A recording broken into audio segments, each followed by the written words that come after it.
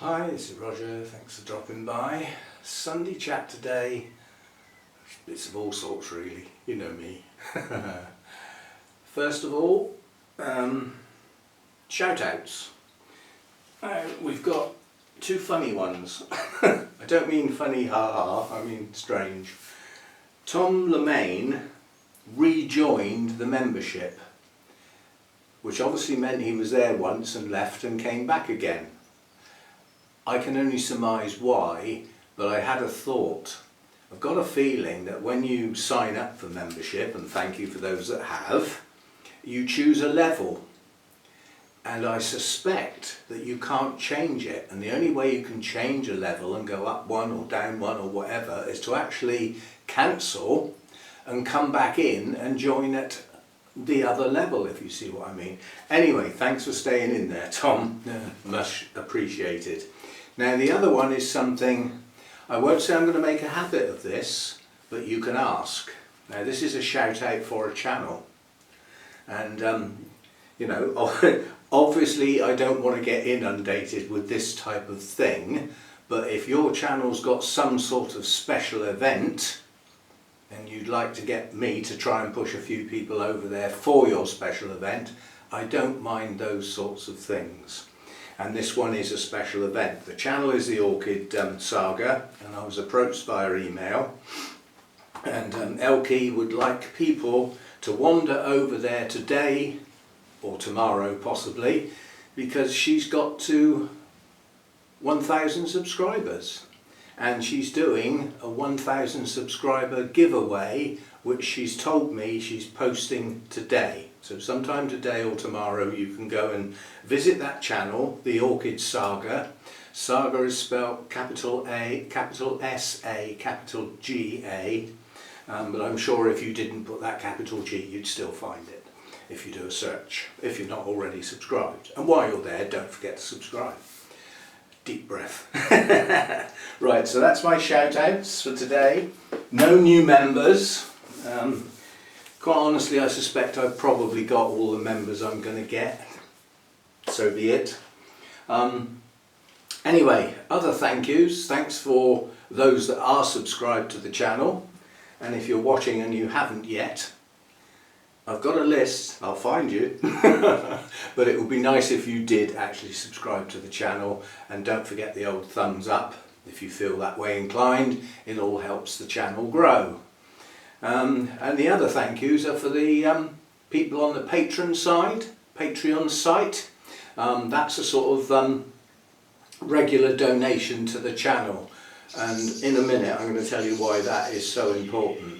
As is the membership to the actual channel. Both of those are subscription based, so you choose an amount to subscribe to a donation to the channel to help support the plants, the kit, and my mental well-being.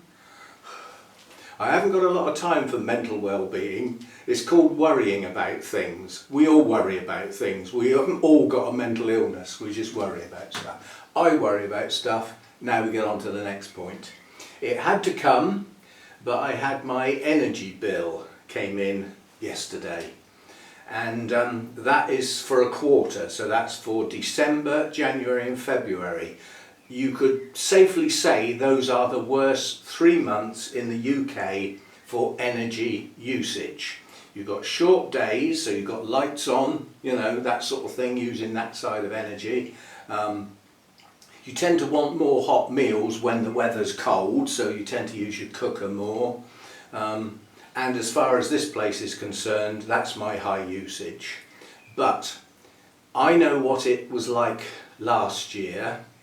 And I've compared the two, and I thought actually comparing the two is a bit of a waste of time, because what I did last year is nothing like what I did this year, and this year hasn't finished. We've got the rest of March and probably till the end of April before the usage of that heater tails right off. Now you can tell, I can tell it's tailing right off. We've had some cold days, and on cold days that thing kicks in every 3 or 4 minutes for a couple of minutes at a time. That's a 2 kilowatt heater, work it out. But on a mild day like today, it's kicking in every 10 to 15 minutes for the same 2 minutes. The usage goes right down if the ambient temperature outside is a lot less. Right, so the bill came in. I pay by direct debit monthly. So in that quarter, I made 3 monthly payments. And that covered just over half of it. But something that's ending at the end of March, pending the budget next week. We don't know what's going to happen. All the news channels are saying this is what's going to happen in the budget. You don't know what's going to happen in the budget. Stop guessing. We'll find out when the man stands up and says it. And then we'll try and believe some of it. Anyway, the government have been contributing because of the energy crisis. Everything's a crisis nowadays, you know. But because of the energy crisis, the government have been contributing. Now, my contribution, unusually, has been going into my bank account instead of into my energy supplier's account, therefore reducing my bill. I've been getting it in my bank account. So now I've had my bill, I've added up those 3 payments and paid it back to the energy supplier into my account. And that knocked a big hole in it, quite honestly. And I've also got to go back in time and thank the 2 people who made large contributions directly for that energy bill, for me to be able to raise the temperatures in here and stop things dying. So thanks for those 2 individuals. Don't do names, you know who you are. And thanks a bunch. Right, so yes, the energy usage will stay pretty high depending on the weather outside for March and a fair bit of April, if not all of it. And then it should tail right off, you know. So, and once the nighttime temperatures start to rise up a bit, instead of being down near 0 all the time, then the nighttime usage will drop right off as well. So we're coming to better times as far as costing a flipping fortune. But what it has made me think is that I have to consider bubble wrapping the whole place for next winter to save money. And then I had a look at the surface area of the walls and the roof. And I looked at the cost of the bubble wrap and the major big deal inconvenience of getting it up there and getting it to stay there, moving everything out of the way, and it's hardly worth it. There would be a saving in energy, but you'd have to offset it against the cost of that amount of bubble wrap, which is a horrendous amount of bubble wrap. You know, this is a high place. That's the difference between this place and the last place. At the highest point in the last place, I could touch the roof. I can't even get near this roof, and that adds a lot more square meters of airspace into the volume of this place. So we will make that decision later this year. I might be able to get some second-hand stuff or something like that, you know, that's used, but it is a big deal to do it. It really is. It would have to go up in big pieces, sort of starting along there and hanging down so that I could tape it. But trying to tape the roof would not be fun. And the problem is, if it sags, it will collect water, because there will be condensation, and it will collect it, you know, and then it will probably pull it off the roof. But it's a possibility, We shall see what we can do. Maybe, maybe not.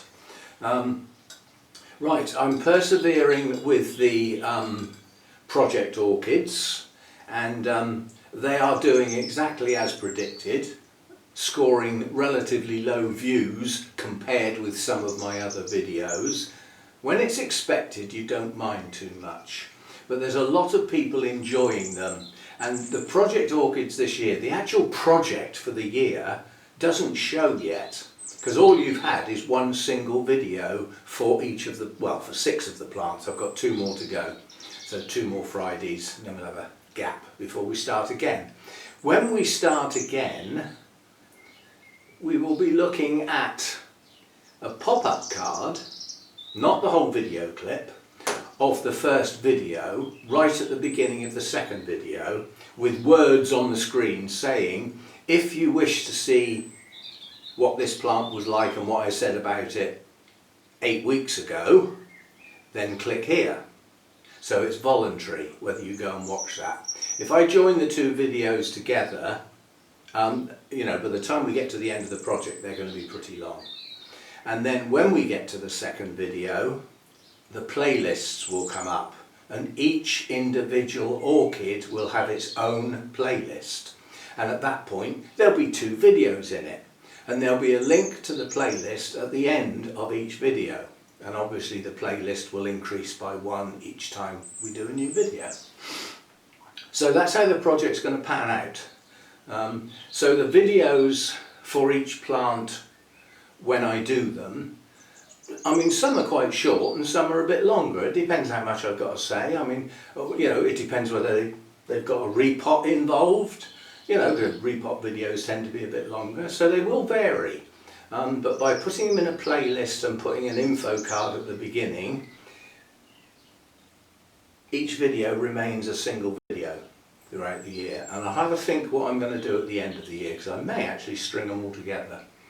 But then you could end up with an hour and a half long video. Nobody will watch them. Nobody's going to sit there for that long. Anyway, the repotting will continue, and I will do like I did, I don't know whether it was yesterday or the day before, yesterday I think, the 4 oncidium types that were done together.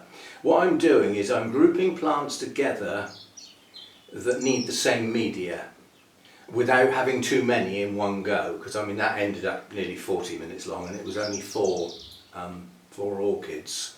You know, if I had 6, that would be an hour. You see what I mean? Some are easier than others, you know, but anyway, so the repotting videos will continue. The next one is probably, I'm going to go through all the oncidium types and find those that they are probably intergeneric, but because of what the blooms look like, they've got a lot of odontoglossum in them. Now those will get the mix that Mathers use, Jim Durrant uses, which is the moss and the small bark and the perlite folded in gently round the roots. That's how he does his odonts. So I need to peel them out as separate entities, if you see what I mean. And there won't be too many because I've already done 2. Update on the 2.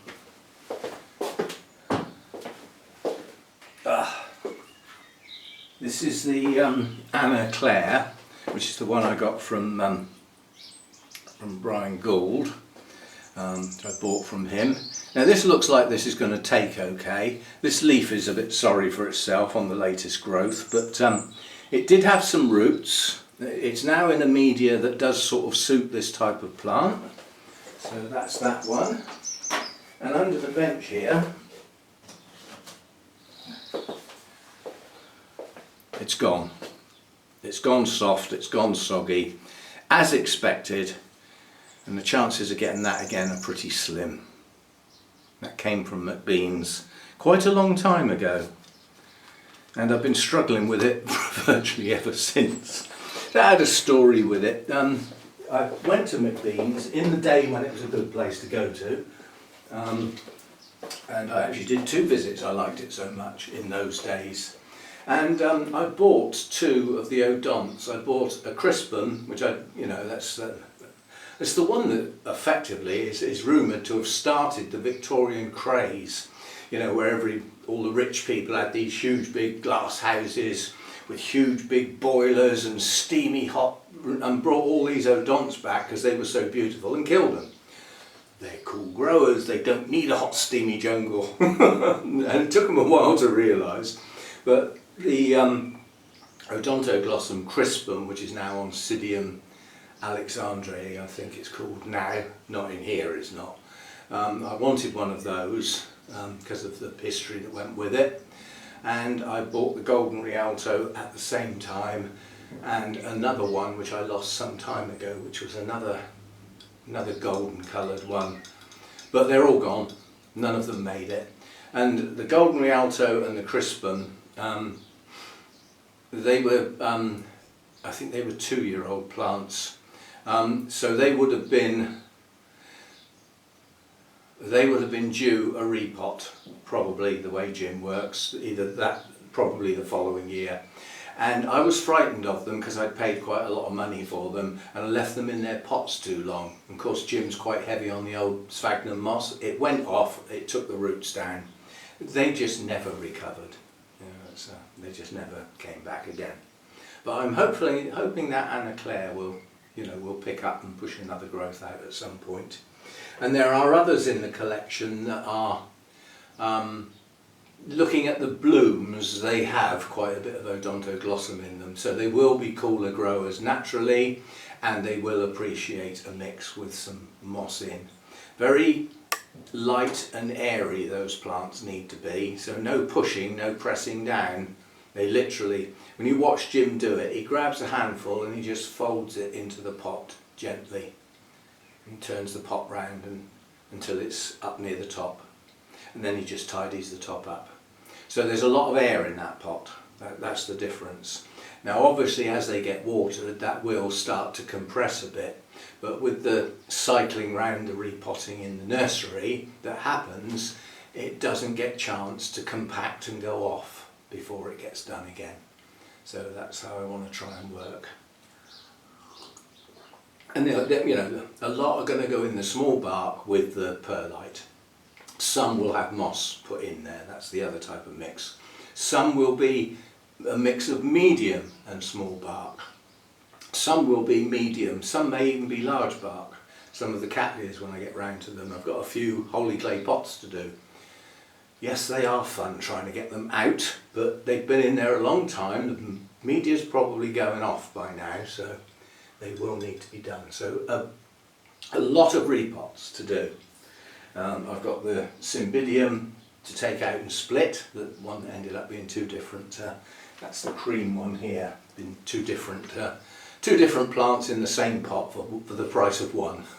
We like that, we like those sort of things. As far as trips out, orchid shows and stuff, there isn't much going on now for some time.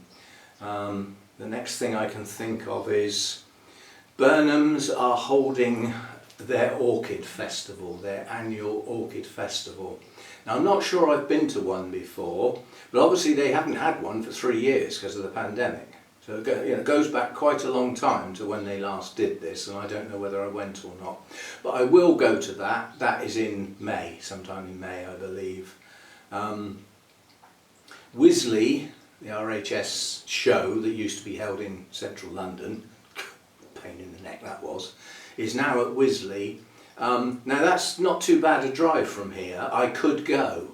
The problem I've got is I'm not an RHS member. I will have to pay to get into RHS Wisley. The show is free, but getting into the gardens is not. So I would have to think about that. I mean, I went last year and went with Hannah. We didn't enjoy it that much. The catering was appalling. It took 40 minutes to queue for a coffee. This is just out of order. But it was the first one in that building. Maybe they've learnt their lessons. The hold-up was not the staff serving the food and the drinks. The hold-up was the single person sat on the till. Well, it needed another till, basically, at least. Even if it was only bought in for the day, if you know, or for the weekend, it's a weekend thing. I haven't decided yet, but it's unlikely I will go. If I do, it's next weekend. It's on Friday, Saturday and Sunday, I believe. Open to the public Friday? Maybe. I'd have to look it up. But it would be a relatively expensive day because of the cost to get into the grounds. But then if it's a nice day, I'd spend half the day looking around the grounds, and there'd be a lot of interesting things to video. The cherry blossoms would be out. A lot of the early spring bulbs will be out. There'll be masses of crocuses, snowdrops, daffodils, all that sort of stuff. Some of the camellias will probably be out. So there'll be some interesting things to film in the grounds, plus the grounds themselves. They're just a smashing place to be. I could walk down Peter Chan's bonsai walk. So we could even get some video of bonsai trees. They'd be in their winter plumage probably. And that's something else. Probably tomorrow I will start, but I had a look at the bonsai trees. They catch you out, the maples. They go from totally dormant to the flipping leaves virtually coming out. And my big maple, my Deshojo, the buds are starting to swell. So that needs repotting and trimming now. So that may well get done tomorrow. Boy, is that a big job. If you want to see me struggle, then wander over to the bonsai channel and look for me repotting the Deshojo. I'll either do it tomorrow or, knock the place about either tomorrow or Tuesday. But I need to get on with it basically. It's a massive pot. Half the roots are going to have to be cut off. It's a big job, big job. There might even be some language, but it desperately needs doing. So, and that'll be the first, followed by the other two maples, hotly pursued by those two smaller ones. Those won't be difficult, they'll be nice easy repots. They've already had their trim, so it's just a repot. And then we'll be moving on to things like the larch. They'll be the next to come out, I suspect. Possibly the hornbeam. That's been in its pot far too long, but it's not necessarily a difficult repot. It's going back in the same pot, which always makes life easy. Anyway, so they'll be starting this week. There will be activity on the bonsai channel. Now that doesn't mean I won't be doing anything on the orchid channel. It's like I said, the bonsai channel is in addition to, not instead of. So don't worry. As I said, it's going to be a bit heavy on the repotting videos, because that's what's going on at the moment. So it's that time of year, so be it. Now what I'm doing with the environment is the nighttime temperature still gets set at 15. I'm upping it to 19. My plan was to have gone to 20 by now, but earlier in the day I'm setting the thermostat to 19. And that starts warming it up nicely. When we get to later in the day, heading towards lunchtime, I come in and put it up another degree to 20. And then it stays there until I shut it down. And the days are getting that much longer, so the amount of time that daytime heat is available to the plants is getting longer. We've passed the 11 hours now. It don't half go at a rate. By the time we get to the end of this month, we'll be heading towards 13 hours. So this month, all these plants come back into their comfort zone. Tropical plants, day lengths 11 to 13, that's their variable. So all these are coming back into something they feel more comfortable with. And I'm hoping to induce new growths. That is my theory, and or blooms. Resting dendrobiums normally bloom first. But there are signs of things happening already. So you could take a plant like this. There is no sign of life on that plant at all. No leaves, no nubbins, absolutely nothing. To all intents and purposes, that's a dead plant. It's highly unlikely it's dead, and it is probably going to bloom. I can't remember. I mean, all these the canes are still firm, but there's no sign of life on it. That's the sort of thing I'm trying to get going. And then you get one like the one next to it, this one. Now, as far as the plant is concerned, there's no sign of life, no sign of greenery at the base, but we do have nubbins coming on these two canes. Now, I'd expect a bit more than one on each cane, but so far that's all we've got, and that may be all we're going to get. As I said, we had a bad growing year last year, so these plants haven't stocked up a surplus of energy ready for the spring. This one here, this one has started into growth. Got new growth here, another one down the bottom, another one here. So this one's already started. Now that's not a true winter rester, it's one of those cooler and drier in winter. That's actually Harveyanum. But that's starting to grow. Now the first new growth it put up down there has stopped and has failed. But this one's pushing on, so hopefully that's going to start to grow a bit better now. That's that one. What else can I get at? You've got things like this. totally different thing altogether. This is Tetragonum. Lynn had a lovely one of these in the show, I believe, from memory. But this is my version. Now in the middle of winter it tried a new growth which failed. So now it's sitting there doing nothing. But this is a drier in winter, but not necessarily too cool. This would like a bit more warmth in the winter time. So obviously in my environment that's slowed down to a standstill. Hopefully this increase in temperature and light length will produce some growth at the base. That's the theory. So that's that one. And then right next to it is Big Brother. I don't think this has got a tag. No, I've forgotten what this one is. But same type of plant, just a bit bigger. Now there's no sign of life at the base on that one. But what this one may do is actually bloom. It hasn't bloomed for me yet. Blooms would start to show as nodules. But no sign yet, so again that one's still totally dormant, not moving at all. What else can I get at? Not much really. No, I'm not taking the whole place apart. But another dendrobium here, this is signatum. Now I haven't had this long, I'm not quite sure what it's going to do, but the first thing it seems to have decided to do is produce kikis. There's one there, and then there's another one down here. Now I'm holding that cane quite close to the moss because I'm hoping that kiki will root into the moss, and then it can stay part of the plant. But then just behind that kiki is a nubbin. Now is that a bloom spike or is it going to be another kiki? But this one is coming into growth. It's started. There's no sign of life at the base of the plant, but there's signs of life in other parts. So some things are starting to move. My Aphyllum, that's producing buds mainly on the kikis, but some are on the main plant. Nobiles, we've got the Prima Donna is now up here because it's in bloom, and the blooms are slightly pendulous, so I need to look up at them to get the best view. It's no good looking down on them, you're looking at the backs of the plant, so I've raised that one up so that we can see it. These are opening quite nicely now. This is one of my favourite Nobiles. It's not shouting loud, it's delicate. It's not a loud yellow, it's a sort of primrosy yellow, and those little pink purpley tinges on the tips just set that one off. So we like that one a lot. So that one's come into bloom. So that's blooming at about the right time on older canes, not on the latest ones.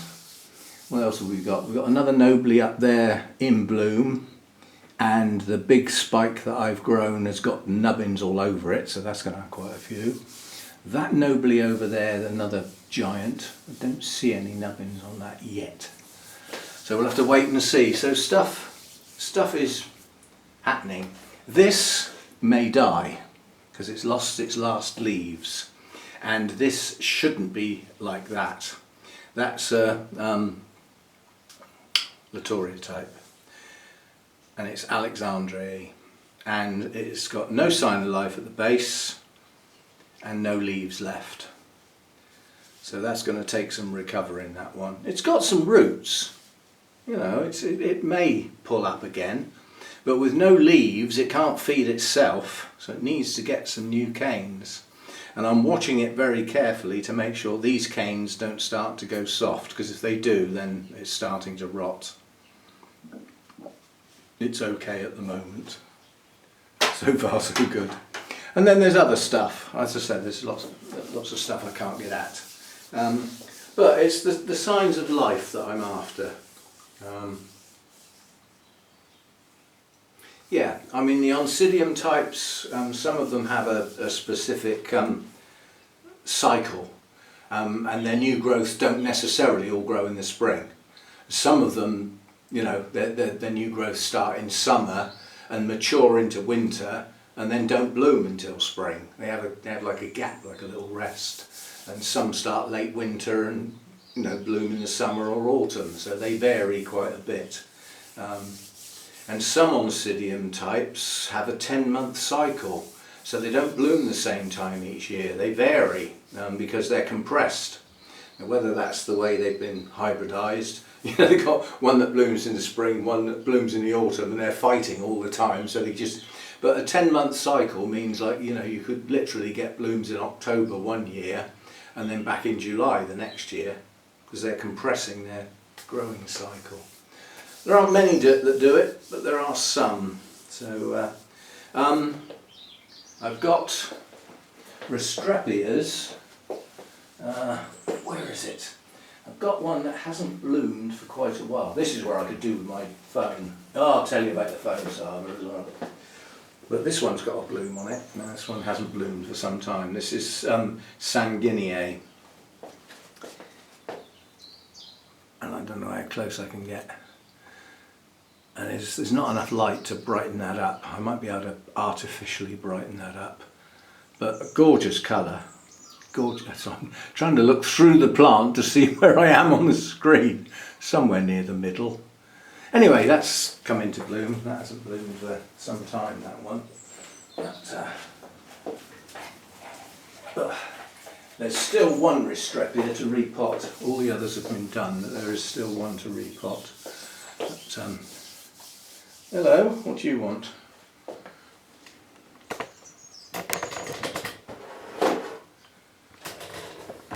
Has Elvis come to say hello? Oh, I'm gone away again. I've moved all the camera especially for him. Oh, he's a tug. He is an awkward cat, that one. He's one that he stopped going out. He hardly ever goes out now. But he keeps walking up to the door and doing this up the door, and as soon as you walk towards the door, he runs away. Cunt. It's a nuisance. If Mojo goes to the door, he just sits there patiently looking at you, and you go and let him out, and he goes out for a bit. Sometimes he goes out and he just sits there for a few minutes and turns around and comes back in. But I think as the garden starts to get sunnier, I'm hoping they'll both start going out more and find places to have a snooze in the sun, outside, instead of being shut in all the time.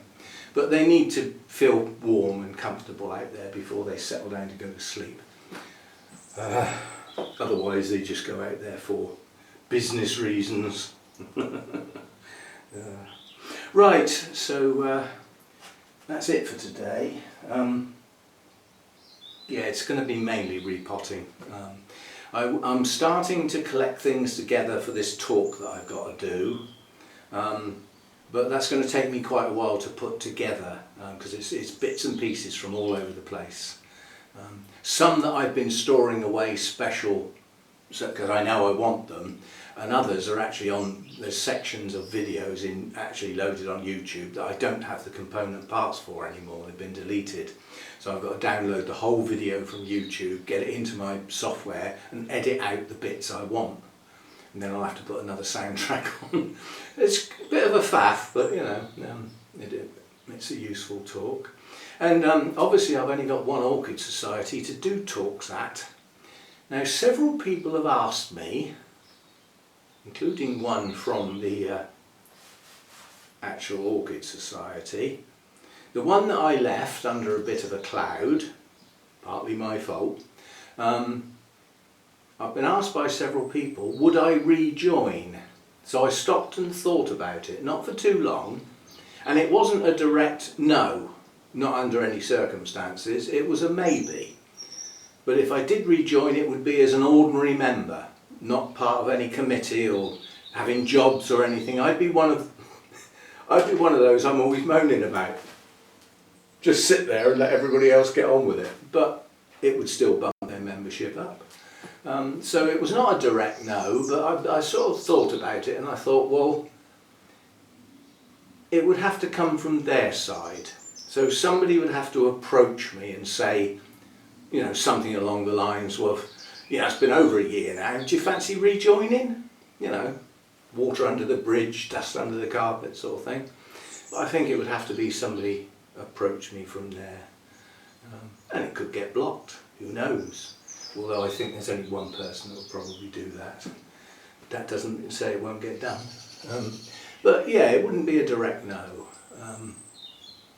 It'd be an extra thing to go to each month, you know, a meeting or whatever. But, so we shall see. And the other thing is, if I rejoined, Hannah probably would, so they'd get two for one. But as I said, I think the approach would need to come from them, so it's probably not going to happen. Anyway, the one that I am a member of, I've been busy doing all sorts of strange things with print files to print. In the days gone by, at that Orchid Society, there used to be a big long drawer at the meetings with an envelope in with your name on, yeah, and inside would be possibly a newsletter, possibly the latest program card for the year, various things, and then you put the envelope back in so that it could be reused. That stopped quite a while ago. It probably stopped pre-pandemic and hasn't restarted because everything gets chucked out on emails nowadays. But we had new members, and we've always had a new members pack, which is a little bundle of goodies. Here you are, have a look through that when you get home, sort of thing. And one of the things was the program card. So I thought, well, as we run out of packs and somebody's got to put them together again, I wonder who that is. I thought, I'm going to do a program card. Now the program itself naturally lends itself to 2 pages. It's too long to do as a single page, so half on one page, half on another page. So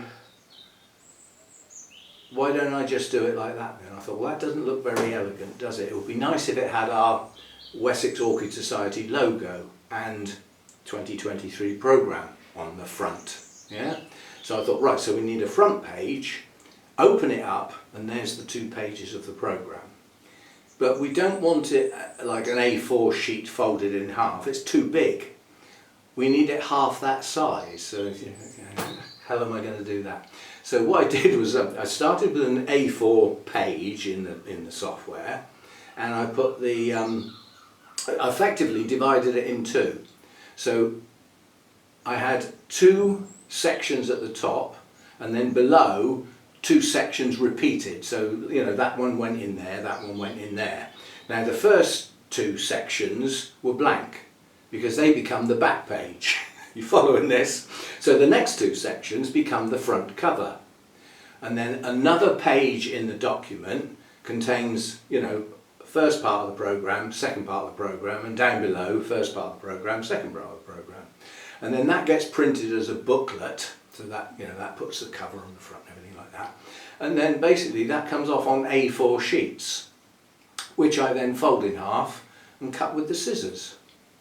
And then just fold it in half, and it makes a nice little, well, whatever half A5 is, A6. Well, just made nice cards. But it was a bit of a faff. But now I've done one, if ever we need to do that sort of thing, I've got one I prepared earlier. You know, you can just cut out what's in there and paste in some new stuff, job done. So yeah, but that's a bit of a faff doing that. But yeah, I've been getting those sort of things together and doing print runs of stuff that we need. We ran out of application forms at the show, so I've got 2 members that are down as new members as a couple, and we've got no details for them because we ran out of forms, so they haven't filled one in. So hopefully they'll come to the next meeting, and I've reprinted some now. Even that was a faff. But that gives me something to do in the afternoon, so yeah. Right. Thanks for listening to the waffle, and that's what this one has been. There's little snippets of what's going on, and as I've said, you know, the videos now are going to be a bit heavy on the repotting, and the videos on the bonsai channel are going to fire up this week. And there's quite a lot of work to do on the bonsai side of life, and that includes sorting some more staging out. And I've got another set of staging in pieces, but it's got to be stained before it can be put together. You can't stain stuff in cold weather, it doesn't dry. So I'm waiting for milder weather to be able to get out and coat that up. Then that can go together. And this time when I put it together, I've got an electric screwdriver instead of and a big blister, because that's what you get. It's called the screwdriver blister. I'm sure you've all had one at some point. But yeah, there's that to do, and then there's the big staging to do, the big chunky stuff. Again, that's not urgent, but yeah, so there's stuff to do. Work in the garden has ceased to be at the moment. The lady who comes round with the camera and takes all the pictures hasn't got in touch. So maybe I got it wrong. Maybe it's annual and not 6 monthly. Maybe she's on holiday and I'll get a phone call tomorrow on Monday. I don't know. But the bits left to do down the bottom are the bamboo and then that spiky stuff. I'm hoping Hannah won't come down next weekend because it's Mother's Day. She's still got one. I haven't, not anymore. So the weekend after she may well come down, and if she comes down and we get reasonable weather, we will do something out in the garden. That's yet to be determined.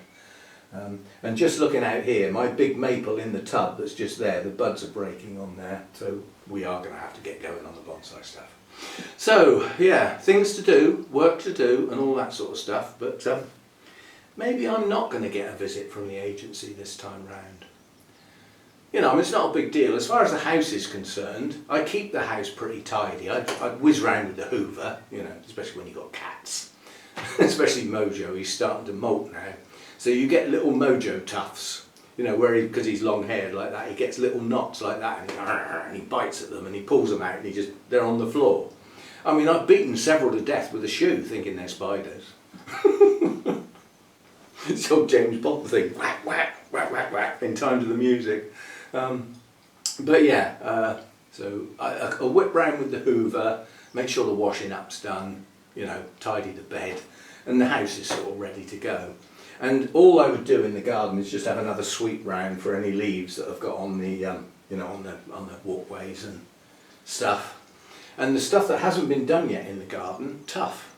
I said I would get on with it. I've got on with an awful lot of it. There is still some to do. I'm happy with that.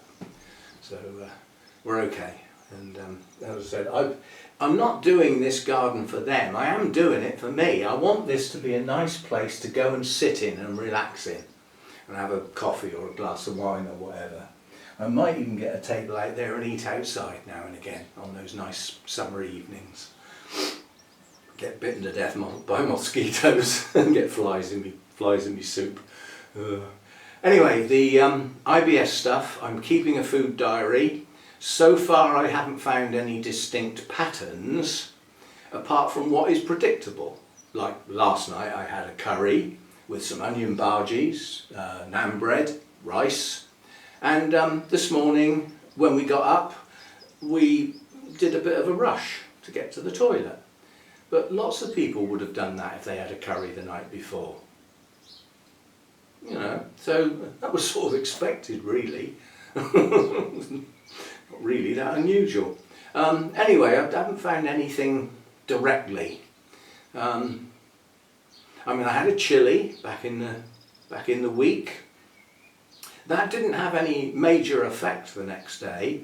And I mean, that's got quite a lot of the ingredients that are supposed to spark off an event. You know, I mean, it was heavy on the onions, loads of beans, garlic, you know, no real after effects of that. Nothing more than would be expected. But anyway, I'm keeping a diary, so just something else to do. A couple of times a day, go and fill it in. So I'm doing what I have for breakfast, when, what time I get up, and what events immediately follow.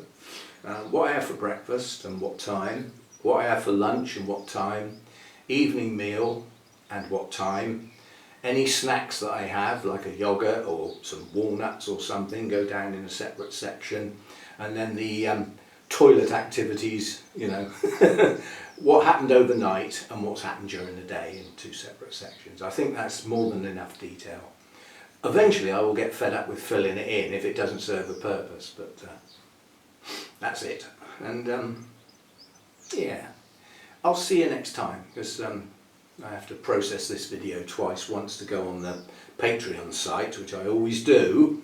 That goes on as an ad-free version on the Patreon site. Now, I mean, last Sunday's chat went across there and it got 2 views, so I wonder why I bother. But even if it gets one view, it's worth a bother, because the patrons are the people paying a subscription. You know, they're sort of contributing, so they get something.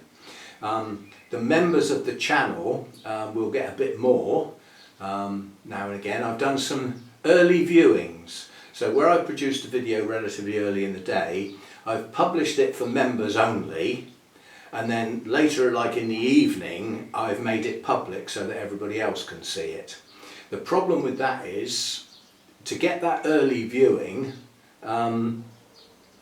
if it's worth anything to you, you would need notifications on, otherwise you wouldn't even know it's there. So I don't know whether that serves much of a purpose, but we will get some actual videos just for members at some point. But you have to bear in mind, I have 16 members. Now, grateful for those people, but I can't be doing loads and loads of goodies for 16 people. So for the goodies to increase in a rate and whatever, I could do with some more members. I mean, one of the things I said was I might do some live broadcasts for members only.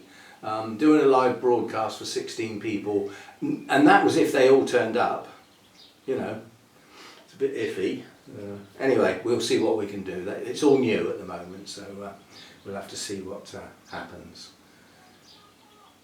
You coming to say hello? No, it's the other cat. I thought he might be coming out. You coming out? No, he's going to sit there and do his bleary-eyed thing. He's just woken up. Anyway, thanks for dropping by. See you next time.